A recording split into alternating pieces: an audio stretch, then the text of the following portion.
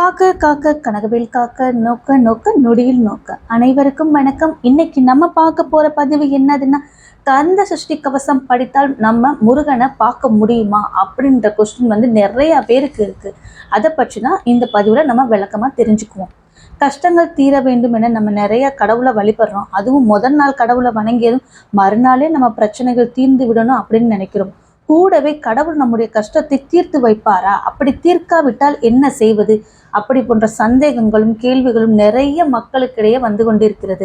அசைக்க முடியாத நம்பிக்கையும் உறுதியான பற்றும் பூரண சரணாகதியும் பொறுமையும் தான் பக்தியின் அடிப்படை என்பதை முதல்ல நம்ம தெரிஞ்சுக்கணுங்க. உலகில் உள்ள பெரும்பாலானவர்களின் இஷ்ட தெய்வமாக இருப்பவர் நம்முடைய தமிழ் கடவுள் முருகப்பெருமான்.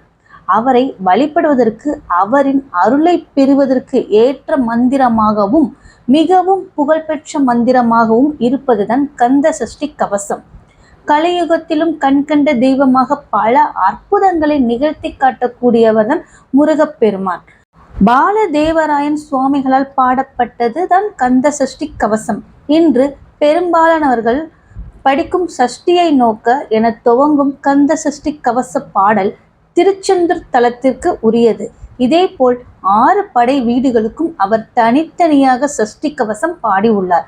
இருந்தாலும் முருகனுக்குரிய திதியான சஷ்டி திதியை முதல் வார்த்தையாக கொண்டு பாடப்பட்டதால் திருச்செந்தூர் தலத்திற்கே கந்த சஷ்டி கவசமே பிரபலமாக பாடப்படுகிறது.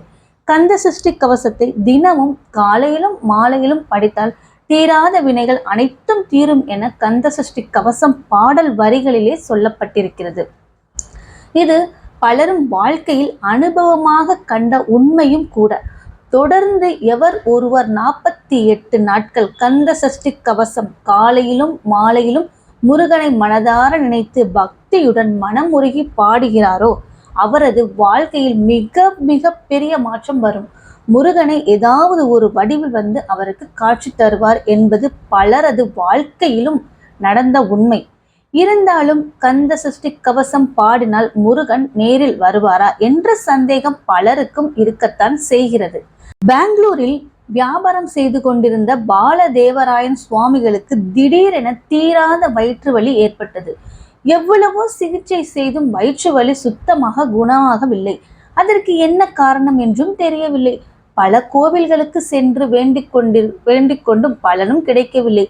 இறுதியாக மனம் வெறுத்து போய் கடைசியாக திருச்செந்தூர் கடலில் விழுந்து உயிரை விட வருகிறார். அப்பொழுது அங்கு மகா கந்த சஷ்டி விழா நடந்து கொண்டிருக்கிறது.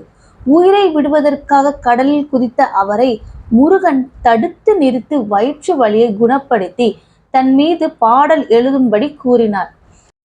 கந்த சஷ்டி கவசத்தின் வரிகளும் அதனுடைய விளக்கங்களும். பாலதேவராயன் சுவாமிகள் கந்த சஷ்டி கவசத்தை எழுத துவங்கிய நாள் சஷ்டி நாள். அந்த பாடலை அவர் அரங்கேற்றிய இடம் சென்னிமலை முருகன் கோவில். சஷ்டியை நோக்க சரவண பவனார் சிஸ்டருக்கு உதவும் செங்கதில் வேலோன் என பாடத் துவங்கினார். சஷ்டி திதியில் உன்னுடைய பார்வை என் மீது பட்டது, எளியவர்களுக்கு உதவி செய்யும் செந்தில் வேலவா என்பது இதற்கு பொருள்.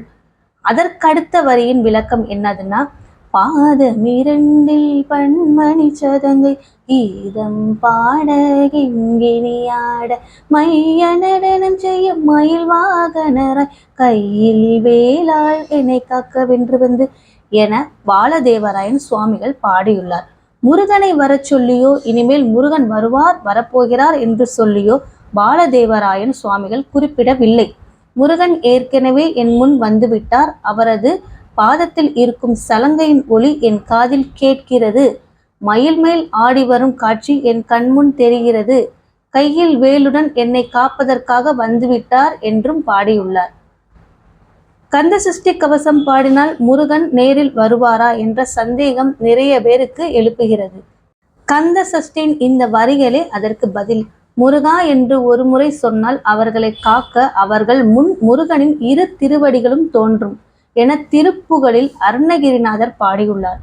அதுபோல் முருகா என்று மகா மந்திரத்தை சொன்ன உடனேயே முருகன் ஓடி வந்து விடுவார்.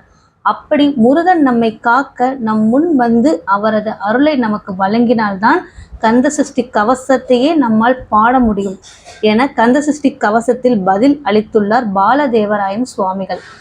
இறைவனின் அருள் இருந்தால் மட்டுமே அவரை நம்மால் நினைக்க முடியும். நம்முடைய கர்ம வினைகள் நமக்கு முன் வந்து நின்றால் இறைவனின் பார்வை கூட நம் மீது விழாது. மேலும் நம்ம அடுத்த வீடியோல பார்க்கலாம். நன்றி, வணக்கம், தேங்க்யூ.